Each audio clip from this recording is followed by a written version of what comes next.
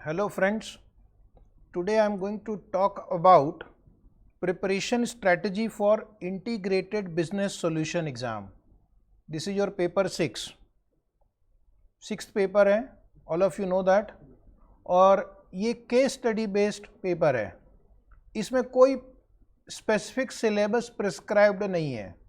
जैसे AFM, FR, direct tax, indirect tax, audit में एक सिलेबस प्रिस्क्राइब्ड है, एक मॉड्यूल दिया गया है, उसमें चैप्टर्स हैं, यूनिट्स हैं. यहाँ पर कोई सिलेबस नहीं है, बट यहाँ पर इंस्टीट्यूट ने कहा है कि आपके जो भी सब्जेक्ट है CA फाइनल के और जो सेल्फ पेस्ड मॉड्यूल में लॉ है, SCMP है, वो भी इंक्लूडेड है. तो आपको सबकी नॉलेज होनी चाहिए. You need to have the knowledge of all the other subjects also. यानी बेसिकली केस स्टडी में क्या है, आपको उसी केस स्टडी में कुछ इनकम टैक्स का कैलकुलेशन आएगा, कुछ AFM का कैलकुलेशन आएगा, कुछ FR का कैलकुलेशन आएगा, कुछ GST रिलेटेड एडजस्टमेंट आएंगे, कुछ ऑडिट रिलेटेड और कुछ लॉ रिलेटेड आएंगे. तो अब मैं आपको बताने जा रहा हूं कि इसकी प्रिपरेशन आपको कैसे करनी है.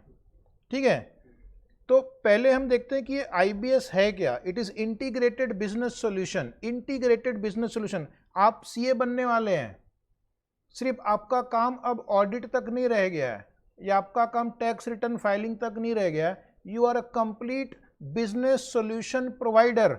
आपको एक 360 डिग्री व्यू लेना है कि एक बिजनेस में टैक्स के पॉइंट ऑफ व्यू से हमें क्या देखना है, फाइनेंस के पॉइंट ऑफ व्यू से हमें क्या देखना है, लॉ के पॉइंट ऑफ व्यू से हमें क्या देखना है, कॉस्टिंग के पॉइंट ऑफ व्यू से हमें क्या देखना है, अकाउंटिंग के पॉइंट ऑफ व्यू से हमें क्या देखना है. तो हमें एक 360 डिग्री व्यू बिजनेस का मिले, उस एंगल से ये सिलेबस में आपके डाला गया है और ये बहुत अच्छा काम है. इसके पहले भी एक ओल्ड कोर्स में इलेक्टिव पेपर होता था, उसमें से 6 में से आपको एक सब्जेक्ट चूज करना था और उसका भी जो 6 नंबर ऑप्शनल पेपर था उसका नाम था मल्टी डिसिप्लिनरी केस स्टडी.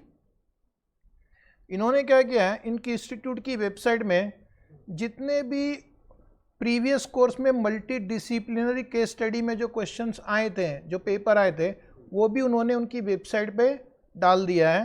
और इसका दूसरा नाम है multi disciplinary case study with strategic management. जितने भी मैंने केस स्टडी इंस्टीट्यूट के आए हैं उनको देखा है और जो पाया है उसमें बेसिकली आपके फाइनल के सिलेबस के बाकी सब्जेक्ट्स आपको आने चाहिए. इंस्टीट्यूट की वेबसाइट पे वो कंटिन्यूसली केस स्टडी ऐड कर रहे हैं.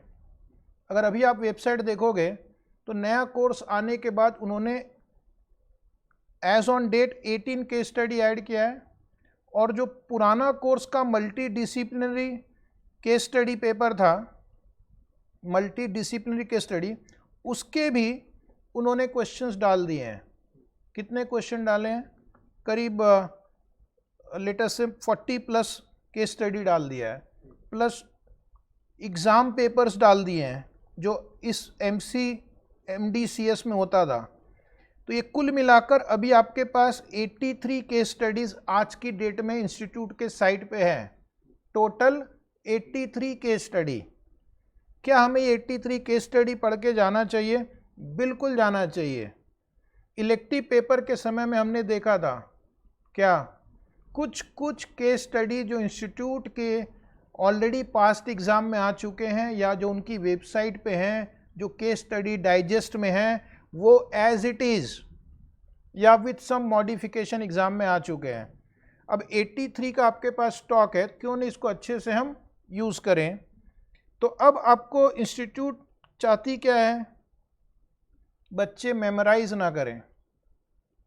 जो आपने इंटर में जो भी किया होगा, जितना भी रट्टा मार के पास हुए होंगे, अच्छी बात है, यहाँ तक पहुँच गए, लेकिन अब मेमोराइजेशन से काम नहीं चलेगा. Now they want analytical thinking, now they want problem solving abilities. कि क्या हमारे यंग CA जो कल मार्केट में उतरेंगे, जो कॉरपोरेट्स में उतरेंगे, क्या वो रियल लाइफ के प्रॉब्लम्स फेस कर पाएंगे कि नहीं. तो जैसे बड़ी बड़ी MBA इंस्टीट्यूट में होता है, IIMs में होता है, हार्वर्ड्स में होता है, उनका जो पढ़ाने का तरीका है वो केस स्टडी बेस्ड है। वो आपको रियल लाइफ केस स्टडी देते हैं और उसका आपसे सोल्यूशन मांगते हैं। तो इंस्टीट्यूट भी अभी वैसा ही करने जा रही है। हम चाहते हैं कि आप अपने थ्योरेटिकल नॉलेज को प्रैक्टिकल लाइफ में अप्लाई कर सकें, और ये केस स्टडी एक बहुत ही अच्छा तरीका है। इंस्टीट्यूट की वेबसाइट पे आप देखोगे तो वहाँ पे उसने लिखा है कि आपको क्या पढ़ना है, इस पेपर 6 के लिए आपको क्या पढ़ना है। तो उन्होंने बहुत ही सिंपल लिखा है कि जो भी आपके पहले 5 पेपर हैं, पहले 5 पेपर कौन कौन से हैं, FR, AFM, audit, direct tax, indirect tax, वो तो आपको पढ़ना ही है। उसके अलावा अगर कोई भी स्टैट्यूटरी अपडेट हुआ, लीगल अपडेट हुआ, वो भी आपको पढ़ना है। उसके अलावा सेल्फ पेस्ड ऑनलाइन मॉड्यूल में भी 2 सब्जेक्ट आपको पढ़ना पड़ेगा, जिसमें से भी क्वेश्चन आ सकते हैं, corporate and economic loss with relevant amendment and strategic cost and performance management. जो भी मॉड्यूल है वो पढ़ना है आपको। इसका मतलब टोटल आपको 7 सब्जेक्ट पढ़ने हैं CA फाइनल के, इस एक पेपर के लिए। ठीक है, नेक्स्ट मैं आपको बताने वाला हूँ कि एग्ज़ाम का स्ट्रक्चर कैसे होगा। अभी मई 2024 में पहला पेपर आने वाला है, तो एग्जैक्टली हमें नहीं अंदाज है कि कैसा पेपर आएगा, बट जो मॉडल टेस्ट पेपर उन्होंने दिया है, उन्होंने इंस्टीट्यूट के वेबसाइट पे दिया है ना, जो केस स्टडीज़ दिए हुए हैं, जो पास्ट एग्ज़ाम में जो मल्टी डिसिप्लिनरी में आया था, उसको देखकर हमें लगता है कुछ ये सब पॉइंट्स मैंने समझे हैं। ये तो आपको ऑलरेडी पता है, ये ओपन बुक एग्ज़ाम फॉर्मेट है, जितनी बुक ले जाना चाहे ले जा सकते हैं। सेकेंड, ये केस स्टडी बेस्ड क्वेश्चन है। आपको इस पेपर में आपको 4 आवर्स मिलेंगे।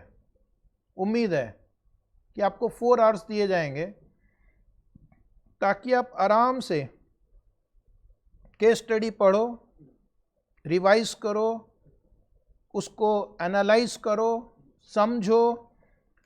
टोटल 5 केस स्टडी आपको पेपर में दी जाएगी, उसमें से कोई 4 करना है, और हर एक केस स्टडी का वेटेज होगा 25 मार्क। ये मुझे ऐसा लगता है ये फॉर्मेट में क्वेश्चन आएगा। ओके, एंड जो केस स्टडी रहती है उसमें 2 टाइप के क्वेश्चन रहेंगे, MCQ एंड डिस्क्रिप्टिव। MCQ का वेटेज लगभग 40% होगा। बहुत अच्छा है, लेकिन बहुत ही डेंजरस भी होता है, बिकॉज आपको एकदम सटीक आंसर आने चाहिए। और डिस्क्रिप्टिव होगा, जो इंस्टीट्यूट आपकी एनालिटिकल स्किल टेस्ट करती है कि आप आंसर को किस तरह से एनालाइज कर सकते हैं। स्टूडेंट यूजुअली मुझसे क्वेश्चन पूछते हैं कि हमें एग्ज़ाम में कौन सी बुक लेकर जानी है पेपर 6 के लिए।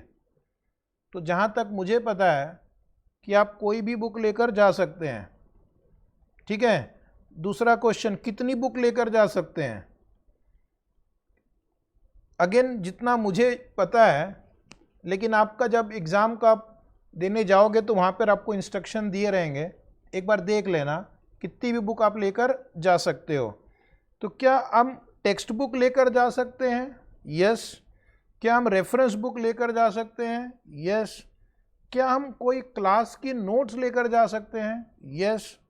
क्या हम बेयर एक्ट लेकर जा सकते हैं, लॉ का, टैक्स का? यस। और you can carry any authorised resources. क्या हम लैपटॉप लेके जा सकते हैं, मोबाइल, टैबलेट? तो जहाँ तक मुझे पता है कि इलेक्ट्रॉनिक डिवाइसेस आप लेकर नहीं जा सकते हैं। ठीक है, तो आप लेकर जाना, आपको जो जो लगता है आप लेकर जाना, बट दिक्कत आपको आएगी कितना लेकर जाओगे। आपको FR भी आना है, AFM के भी क्वेश्चन आने वाले हैं, ऑडिट भी आने वाला है, direct tax, indirect tax, law, SCMP, तो सबको लेकर आना है। एक और क्वेश्चन जो स्टूडेंट बार बार पूछता है, क्या हमें क्लासेस करनी चाहिए IBS के लिए? क्या हमें वीडियो लेक्चर लेना चाहिए IBS के लिए? मेरा जो रिस्पॉन्स है, the answer is you are not required to take any classes, क्योंकि जो आप पेपर देखते हो ना उसमें 5-6 सब्जेक्ट मिक्सचर है, करेक्ट। कोई भी एक टीचर जो है वो 6-7 सब्जेक्ट में एक्सपर्ट नहीं हो सकता। कहीं पे 2-2, 3-3 टीचर मिलकर भी मान लो पढ़ाने की कोशिश कर रहे हैं, उसमें क्या है, खिचड़ी बनती है। और इंस्टीट्यूट का जो आंसर है वो ऑलरेडी डिटेल में दिया हुआ है, आपको पढ़ने की मेहनत करनी है। केस स्टडी में हम आपको क्या पढ़ाएं? क्या मैं आपको 7 सब्जेक्ट पढ़ाऊं? केस स्टडी में आपको हम उम्मीद करते हैं कि आपने ऑलरेडी 7 सब्जेक्ट पढ़ लिए हैं, उसके बेसिस पे आंसर करना है। तो अगर हम कोचिंग क्लास लेंगे भी तो मैं आपको ये मान के चलूँगा कि आपको आता है, बस हम डिस्कस करने बैठे हैं, वो तो आप खुद भी रीड कर सकते हो। इसलिए मेरा आपसे रिक्वेस्ट है, आईबीएस पेपर के लिए कोचिंग में आपको कोई बेनिफिट नहीं मिलेगा। आप इंस्टीट्यूट के सारे केस स्टडी करके जाओ और अपने जो बाकी सब्जेक्ट्स हैं उसकी रेगुलर जो पढ़ाई करते हो अच्छे से करो, आपका काम हो जाएगा। आप 1-2 केस स्टडी खोल के देखना, जो भी हमने क्लास में किया है दूसरे सब्जेक्ट्स में वही केस स्टडी में भी है। कोई केस स्टडी में कोई अलग से कुछ नहीं आ रहा है। नॉर्मल क्वेश्चन, नॉर्मल जो regular FR, AFM, audit subjects में पढ़ रहे हैं वही वहाँ पर उसने केस स्टडी के रूप में पूछा है। अब आईसीआई का केस स्टडी का आंसर देखेंगे, they have already provided comprehensive answer. उसमें हर एक का लॉजिक एक्सप्लेनेशन लिखा हुआ है, आप देखना, जरूरत नहीं पड़ेगी बट आपको पढ़ना पड़ेगा, you have to read it. And मैं चाहता हूं कि आप अपना खुद का एनालिटिकल स्किल डेवलप करें। वीडियो लेक्चर में क्या है, कंटिन्यूसली टीचर बोलता है और आजकल टीचर 2x की स्पीड से नॉर्मल क्लास में बोलते हैं। Is it right? जैसे वो टीवी जब चालू करते हैं तो वो ऑनलाइन बेडशीट बेचते रहते हैं, जूसर बेचते रहते हैं, ठीक है, उस स्पीड में तो टीचर आजकल पढ़ा रहा है। कितना आपके भेजे में जाएगा मुझे नहीं पता। फिर भी अगर आपको लेना है, अपना टाइम धन बर्बाद करना है तो आपकी चॉइस है। मेरे हिसाब से ज़रूरत नहीं है। थोड़ा सिंसियर बने, अपने पे भरोसा रखें कि हाँ मैं केस स्टडी पढ़ सकता हूँ खुद से, इट इज़ इनफ। तो मैंने आपके लिए ये सबसे इम्पॉर्टेंट स्लाइड बनाई है कि आप इस एग्ज़ाम को कैसे टैकल कर सकते हैं। तो मैं आपको रिक्वेस्ट करूँगा कि जहाँ तक हो सके आप बोथ ग्रुप अपीयर करने की कोशिश करें। सर बोथ ग्रुप अपीयर करने से क्या फ़ायदा होगा? ऑलरेडी बोथ ग्रुप जब आप अपीयर एक साथ करेंगे तो 5 सब्जेक्ट की पढ़ाई आप अच्छे से करेंगे ही। आपका 5 पेपर तो ऑलरेडी तैयारी के वक्त कंप्लीट हो चुका है।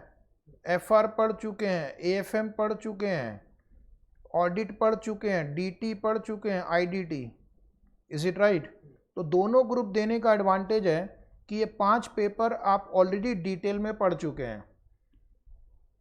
अगर आपको मुझ पे भरोसा है तो मानना, अगर आपने ये 5 की पढ़ाई ऑलरेडी अच्छे से कर ली है तो आपका आईबीएस का पेपर तो लगभग ऑलरेडी पढ़ चुके हैं। और 2 लॉ और कॉस्टिंग है, वो सेल्फ पेस्ड मॉड्यूल में आपको पढ़ लेना है। फिर भी अगर ये 5 भी बहुत अच्छे से हो गया तो आप समझ लेना आपका 70-80% तो अच्छे से एग्ज़ाम में हो ही जाएगा। उसके बाद स्टूडेंट कह रहे हैं कि सर हम सिर्फ ग्रुप 2 दे रहे हैं इस बार। अब ग्रुप 2 दे रहे हैं तो मतलब तुमने अभी एफआर, एएफएम और ऑडिट नहीं पढ़ा है। और May 24 वाले कुछ बच्चे ऐसे भी होंगे जिसने लॉ भी नहीं पढ़ा होगा, क्योंकि आप एग्ज़ाम के बाद भी सेल्फ पेस्ड मॉड्यूल दे सकते हैं। आपने शायद कॉस्टिंग भी नहीं पढ़ा होगा क्योंकि एग्ज़ाम के बाद दे सकते हैं। तो आपको क्या करना, अगर आप सिर्फ ग्रुप 2 दे रहे हैं May 2024 में, नवंबर 24 से तो ये प्रॉब्लम उतनी आएगी नहीं, लेकिन May 24 में आप क्या कर सकते हैं, आप एफआर का समरी चार्ट ले लो जहाँ से भी मिलता हो, एएफएम की समरी चार्ट, कॉम्पैक्ट बुक, इसी तरह बहुत सारे टीचर्स की ऑडिट की समरी चार्ट है या फ्लो चार्ट वाली बुक है। लॉ की भी कॉम्प्रिहेंसिव बुक्स मार्केट में अवेलेबल है, कॉस्टिंग की है जो 100-150 पन्ने वाली है, उसको आप लेकर एक बार गो थ्रू कर लो ताकि एग्ज़ाम में अगर कुछ क्वेश्चन आए तो आप रेफ़र करके आंसर कर सकते हो, but that is the only thing. Otherwise आप ये पूरे सब्जेक्ट्स पढ़ने जाएंगे तो आपको बहुत टाइम लग जाएगा, उतना पॉसिबल हो भी नहीं पाएगा कि एक पेपर के लिए आप 7 पेपर पढ़ो। ओके, सो कोशिश करके क्या करना है, जो भी आपने पढ़ा है उसको कोई समरी बुक्स में से देखकर आप रिवाइज कर लेना, कॉम्पैक्ट बुक पढ़ लेना। एक और चीज़ मैं आपको बताता हूँ, ट्रस्ट मी, इंस्टीट्यूट की जितने भी केस स्टडी आई हैं वो आप पढ़ कर जाओ। पढ़कर मतलब उसको याद नहीं करना है, उसको समझ कर जाना है और ध्यान में रखना है कि किस केस स्टडी में क्या दिया हुआ है। तो जब आप पढ़ेंगे तो आप एक इंडेक्स बनाते जाना, अपने से एक इंडेक्स बनाना कि इस केस स्टडी में क्या क्या दिया हुआ है। जैसे मैंने देखा कुछ केस स्टडी में सिर्फ लॉ, इनकम टैक्स, जीएसटी के क्वेश्चन है, कुछ केस स्टडी में एएफएम, ऑडिट और टैक्स का क्वेश्चन है। तो ऐसे आप अपने से एक इंडेक्स बना लो, ठीक है। कोई भी अपने तरह से तरीका आइडेंटिफाई करो कि अगर एग्जाम में सिमिलर केस स्टडी आ गया तो क्या मैं उसको क्विकली लोकेट कर सकता हूँ। इसलिए आपको एक बार सारा केस स्टडी गो थ्रू करना जरूरी है। एग्जाम में जैसे ही कोई क्वेश्चन आएगा, आपने पहले से अगर किया हुआ है तो आप उसको क्विकली जाकर वहाँ पे चेक कर सकते हो, फिर आपका बहुत सारा काम इजी हो जाएगा। उसके बाद है, मैंने लिखा अगर पॉसिबल हो तो अपने नोट्स खुद बनाते जाओ। जब आप एफआर की पढ़ाई कर रहे हो, एएफएम की पढ़ाई कर रहे हो, ऑडिट, डीटी, आईडीटी की पढ़ाई कर रहे हो, तो खुद के भी नोट्स बनाते चलो। एग्ज़ाम में आपको खुद के नोट्स बहुत हेल्पफुल रहेंगे, आपको पता रहेगा कौन सी चीज़ कहाँ पे लिखी हुई है और आप समझ पाओगे। अगर टाइम नहीं है तो जो हम क्लास में समरी नोट्स, समरी चार्ट देते हैं, उसको आपको साथ में रखना है। एक और चीज़ ध्यान में रखना, जो बच्चे दोनों ग्रुप देने की तैयारी कर रहे हैं या एक ही ग्रुप दे रहे हैं, जब भी पढ़ाई करो अब आपको 6th पेपर को ध्यान में रखना है। पढ़ाई करते समय याद रखना कि ये जो मैं पढ़ रहा हूँ 6th पेपर के लिए भी पढ़ रहा हूँ, सिर्फ एफआर पेपर के लिए एफआर नहीं पढ़ रहा हूँ मैं, FR paper 6th paper integrated business solution के लिए भी पढ़ रहा हूँ। तो आपको सोचना इसमें से क्या केस स्टडी क्रिएट की जा सकती है। जब आप एएफएम पढ़ रहे हो तो आपको सोचना इसमें से क्या क्वेश्चन आईबीएस में पूछ सकते हैं।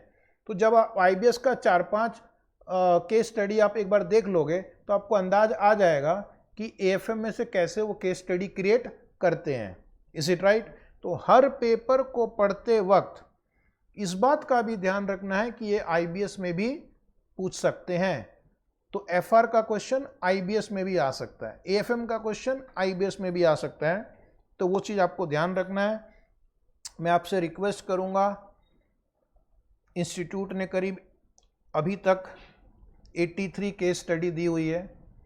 रोज एक केस स्टडी पढ़ने की आदत डाल लो, आप रोज एक केस स्टडी पढ़ने की आदत डाल लो, ठीक है। क्योंकि अब एक एक भी पढ़ोगे तो 83 डेज लग जाएंगे, ट्रस्ट में, एक एक भी पढ़ोगे। लेकिन जैसे जैसे आप पढ़ना स्टार्ट करोगे बाद में आपको कम टाइम लगेगा, फिर आपको एक आइडिया आ जाएगा and then maybe you can do 2 case studies per day. Is it right?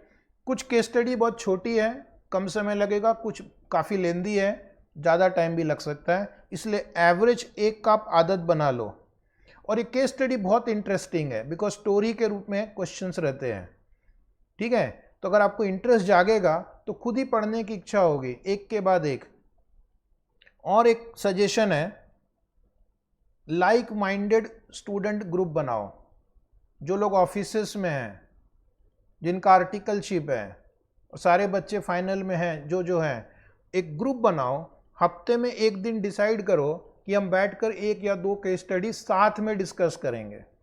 वो अगर आप साथ में डिस्कस करने की एक आदत डालोगे केस स्टडीज़ को, तो जैसे एमबीए कॉलेजेस में होते हैं, हार्वर्ड में, स्टैनफोर्ड में होता है कि वो केस स्टडी देकर बच्चों को आपस में बैठा देते हैं कि इसका ऐसा ऐसा सॉल्यूशन होना चाहिए। तो आप अपने ऑफिस में भी एक वैसा ग्रुप बनाओ या अपने दोस्तों का एक ग्रुप बनाओ कि हम हफ्ते में 1 बार या 2 बार मिलकर 1, 2, 3 केस स्टडी डिस्कस करेंगे। तो इससे भी आपको इंटरेस्ट जागेगा। ट्रस्ट मी, ये बहुत अच्छा तरीका होगा। अगर आप ये मेथड फॉलो करते हैं तो अपने स्टडी ग्रुप बनाकर हर हफ्ते आप बोलो आज केस स्टडी 1 पे हमें प्रिपेयर करके आना, सारे बच्चे प्रिपेयर करके आएंगे, अगले हफ्ते केस स्टडी 2 पे प्रिपेयर करके आना है। तो ये सब मेरी कुछ सजेशन है, जो आप फॉलो करेंगे तो डेफिनेटली आईबीएस पेपर में बहुत अच्छा स्कोर कर सकते हैं। आईबीएस पेपर ऐसा है जिसमें आप अच्छे से प्रिपेयर करके जाते हैं तो 60 to 90 मार्क्स तक मिल जाएगा आपको। मुझे नहीं लगता 60-70 मार्क्स लाना कोई बहुत दिक्कत होगी, क्योंकि ओपन बुक एग्ज़ाम है, आपके पास ऑलरेडी सारा रिसोर्स रहेगा, आपको वहाँ से देखकर लिखना है। Is it right? हम आपकी क्या हेल्प कर सकते हैं, that is what I am going to tell you. मेरा पर्पस बिल्कुल मार्केटिंग करना नहीं है, लेकिन जब हमारे स्टूडेंट आते हैं, क्वेश्चंस पूछते हैं कि हमें क्या करना है, तो उनके लिए मैंने कॉम्प्रिहेंसिव वीडियो बनाया है। तो हमने क्या किया है, एक आईबीएस की कॉम्प्रिहेंसिव ये बुक बनाई है। इस बुक में अभी तक इंस्टीट्यूट के जितने भी केस स्टडी हैं वो एक जगह पे लेकर आ गए हम। तो आपका वो एक एफर्ट चला गया, नहीं तो आपको इधर से कुछ डाउनलोड करना है, उधर से कुछ डाउनलोड करना है। ओके, तो वो हमने अरेंज भी कर दिया, एक जगह पे एक बुक में आपको मिल जाएगी। तो ये बुक आप प्रिपेयर करो, इसको बेस मानकर, इस बुक को बेस मानकर प्रिपेयर करो। इसमें 83 केस स्टडी आज के दिन है, और जैसे जैसे केस स्टडी आएगी आप उतना और उसमें ऐड करते जाना, और जैसे जैसे हमारी नेक्स्ट एडिशन निकलेगी उसमें हम केस स्टडी ऐड करते जाएंगे। तो ये बुक आप हमारी वेबसाइट से भी ले सकते हैं, अमेजन, फ्लिपकार्ट से ले सकते हैं, जहाँ से श्रद्धा हो वहाँ से ले सकते हैं। इसमें हमने अभी मई 2024 तक के क्वेश्चंस कवर कर लिए हैं। जो अभी आरटीपी आई थी वो भी इसको हमने एंड में ऐड कर दिया है। इसके अलावा I will recommend but not necessary कि आप ऐसी समरी बुक्स लेकर जा सकते हो एग्ज़ाम में। इसमें पूरा सिलेबस 100-150 पेज में कवर हो गया, तो ये एएफएम की समरी चार्ट है। देन आप एफआर का ये कॉम्पैक्ट बुक हमने बनाया है, तो एफआर का एक कॉम्पैक्ट बुक भी आप ले सकते हो। इसमें सारे चैप्टर की समरी है, बहुत ही डिटेल में लिखा हुआ, पूरा प्रोसेस लिखा हुआ, प्रॉब्लम को सॉल्व करने के लिए क्या क्या स्टेप फॉलो करने हैं। और मैंने एक और बुक बनाई है, क्या आप देखना चाहेंगे? यस, एक एफआर समरी चार्ट, बहुत ही पतली सी, लेस देन 40-50 पेजेस में सारे चैप्टर्स का समरी है। तो एग्ज़ाम में आप इसको लेके जा सकते हो, इसमें आपको सारे एडजस्टमेंट वगैरह मिल जाएंगे। तो मेरी तरफ से ये FR compact, AFM summary, FR summary chart, ये बुक्स जो है which I think you can carry along with your main book, MCQ compiler, main compiler, IBS comprehensive compiler, जिसमें सारे केस स्टडी है। उसके अलावा आप क्या करना, आप अगर कोई फैकल्टी का ऑडिट का भी आपको समरी चार्ट मिलता है या चार्ट बुक मिलती है, या किसी फैकल्टी का डीटी आईडीटी का भी समरी चार्ट या चार्ट बुक जैसा कुछ मिलता है, तो वो भी आप ले लो। अगर किसी फैकल्टी का लॉ का आपको समरी बुक या चार्ट मिल रहा है वो ले लो, और कॉस्टिंग का कुछ मिलता है तो वो ले लो। तो ये 6-7 बुक जो हो गई उसको आप ले जा सकते हो। अगर इंस्टीट्यूट बोलती है कि आप 2 से ज़्यादा बुक नहीं ले जा सकते, तो इन सबको बाइंडिंग करवा लेना एक ही में। Is it right? अगर बोले एक ही बुक ले जा सकते हो तो सबको एक ही में बाइंडिंग करवा लेना। इसलिए मैंने क्या किया, अपनी बुक को एक ही में बाइंड करके रखा हुआ है, बिकॉज मुझे वो रिस्क लगता है कहीं को नंबर ऑफ बुक्स पे वो रिस्ट्रिक्शन ना लगा दें। तो अगर नंबर ऑफ बुक्स पे रिस्ट्रिक्शन लगाते हैं तो जितनी भी समरी बुक, कंपाइलर है, ये सबको एक ही साथ बाइंड करवा लेना। Is it right? पैसे लगेंगे 100 रुपये, but don't worry. So that is the way you can tackle your IBS paper. आपको एफआर और एएफएम में अगर कुछ डाउट हो इन कंपाइलर में से, इन केस स्टडीज़ में से, तो आप मुझे मेल कर सकते हो। Is it right? मैं 2 सब्जेक्ट में आपकी हेल्प कर दूंगा। जब भी आपको किसी भी केस स्टडी में डाउट होगा तो आप मुझे मेल कर देना। जब मेल करोगे तो मुझे वो केस स्टडी का फ़ोटो भेज देना, जिस केस स्टडी में वो क्वेश्चन है उसका क्वेश्चन और उसका आंसर का भी फ़ोटो खींचकर भेजना है आपको। ठीक है? तो मेरा मेल आईडी है, एक तो है ये हमारे ऑफिस का मेल आईडी जिसको आप नोट डाउन कर लीजिए, और मेरा पर्सनल मेल आईडी vinod_ca@yahoo.com। मैं प्रेफर करूंगा कि आप मेल पे ही क्वेरी पूछें, ठीक है? क्योंकि मेल पे रिस्पॉन्स लिखना बहुत इजी है, व्हाट्सएप पे थोड़ा सा स्क्रीन का साइज़ की लिमिटेशन आ जाती है। ओके, तो आप मेल पे करेंगे या जिनको मेल कंफर्टेबल नहीं है वो इस नंबर पे 976692180860 इस पे व्हाट्सअप कर सकते हैं। क्वेश्चन अगर आप अच्छे से पूछेंगे तो आपको आंसर भी अच्छे से मिलेगा। क्वेश्चन जब आप अच्छे से पूछेंगे, डिटेल में पूछेंगे, तो ही आपको आंसर भी अच्छे से मिलेगा। तो ये बुक, हमारी सारी बुक्स vino.in पे अवेलेबल है, अमेजन के वेबसाइट पे भी अवेलेबल है, फ्लिपकार्ट पे भी अवेलेबल है, और कुछ कुछ जो ऑनलाइन एजुकेशनल मटेरियल सेल करते हैं उन पोर्टल्स पे भी अवेलेबल है। तो वहाँ से भी आप ले सकते हैं जहाँ से आपको कंफर्ट हो। मेरा ऑब्जेक्टिव था एक कॉम्प्रिहेंसिव गाइडलाइन आपको देने का। पूरा वीडियो आपने ध्यान से देखा, उसके लिए बहुत बहुत थैंक यू। और आप अपने फ्रेंड्स को भी ये वीडियो शेयर कर सकते हैं। जो बीच में जो मैंने 3-4 स्लाइड में आपको क्या करना है वो बताया, that is very very important. So thank you very much and I wish you all the best.